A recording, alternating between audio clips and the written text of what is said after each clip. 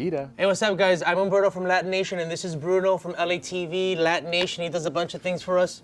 And I just wanted to talk to him for a little bit because, you know, there's a micro generation between us.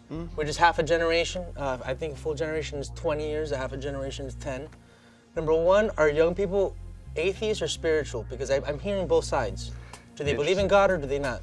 In my mind, you know, it's those atheists, I think, who maybe are just kind of trying to avoid a classification. It might be an ego thing, but I think it's slightly more artificial. When an atheist says they don't believe in God, you know, they close themselves off to a lot.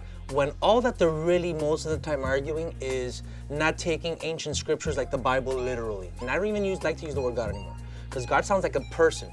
Right. And God is not a person, he's not an angry man. But then when you start looking at other religions, like Eastern religions, ancient Native Americans, stuff like that, they have a broader, more nature concept, even a motherly concept of God as well. And not that even that is accurate. Incorporate all that, take the nugget in the middle that there's something to all this, and then apply it to all the science that we're learning right now. And it's hard to look at it and say that there's nothing to this, there's nothing behind this, there's nothing inside of this, like pushing it all along, you know? Was it tough going to Cornell? And were you like this in Cornell, where you went to like talking about things like past life regression therapy, or some of the new agey things that you and me talk about, some of the spiritual stuff? But would you say these things in an Ivy League school like Cornell?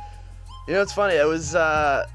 I've been spiritual for a while, but at Cornell I felt a little bit of repression. Some of it was self-inflicted because I felt already out of place being in a foreign space, physical space, but I was also in a very foreign mental space. Just dealing with the social pressures that I hadn't faced in California and kind of thickening my skin, as they say, was enough to really remove myself spiritually. And getting back to California and getting back to LA, where there are all these people who are genuinely open-minded, and sure, some of it's artificial. There's always going to be some posers out there who aren't really the real deal, but everyone who appears to be in it for the right reasons is generally in it for the right reasons, and if you sense a different energy, then that'll show itself. Now, when I go back to Miami and say, Southern California is the most spiritual place in the country, and they look at me like I have like lobsters crawling out of my ears. I even went to Baptist school for the first couple of years of my life. That was crazy. Southern Baptist, holy moly. Whoa.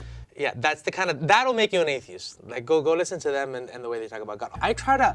I'm finding this new movement, radical neutrality, and not that I'm not afraid to make a choice, because I've made choices all my life. I am registered independent, I always have been, no party affiliation. And I'm tired of people thumping the Bible. I'm not for that team. Who's the other team? I don't want to live in a racist place. I was watching, okay, that's fine.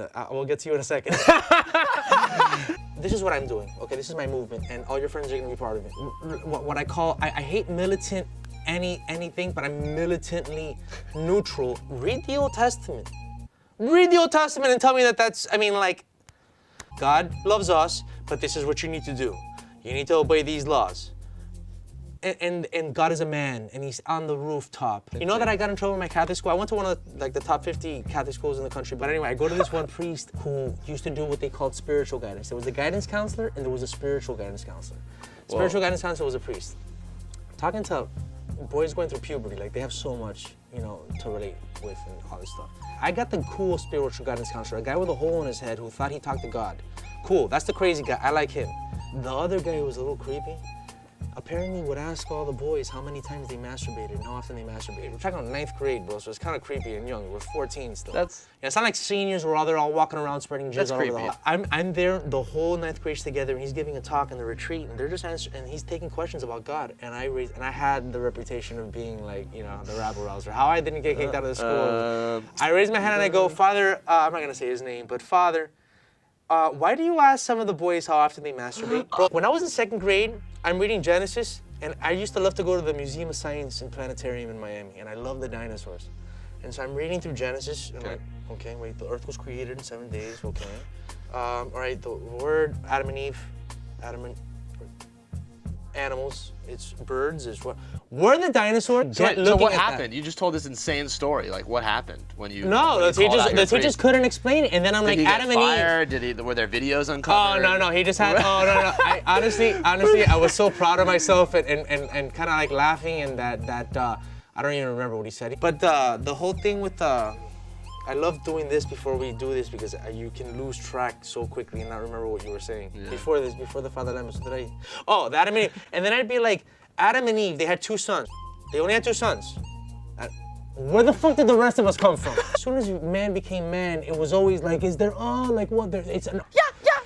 Yeah, I think, yeah. And then we get away. We have to get away from God, and an individual does that. But now that science has arrived at quantum physics, and we're talking about different dimensions, and that energy can't be created or destroyed, and there's all these different higher levels of matter that we can't even measure. Okay, now science, and there's this fucking just this obvious synchronicity and pattern and direction to the world. Sure, there's dead ends, but like there was a domino that started, and the domino set apart this just perfect thing that leads to planets and solar systems and life, and then complex life, and then life like us, which I believe we are the eyes of God and the most evolved piece of God experiencing its own universe, because it doesn't experience it as being a rock. The Buddha said, Buddha is all of us. We are all Buddha, and we have that Buddha nature. And so if he's right, then we're all God. We're all part of God. God is inclusive, and all these religions want you to think it's exclusive and that you need to do certain thing to get there. All you need to do is get to know yourself, and I think that's the answer. Well, since I spoke 80% of the time, that was beautiful. We're gonna end off on that. It's Bruno and Humberto having a conversation. Peace. Peace. Yo, shout out Roscoe's Chicken and Waffles. God bless. Awesome. That was great. That was fun, man. All right, so listen, you know what? Just put that fucking whole thing up.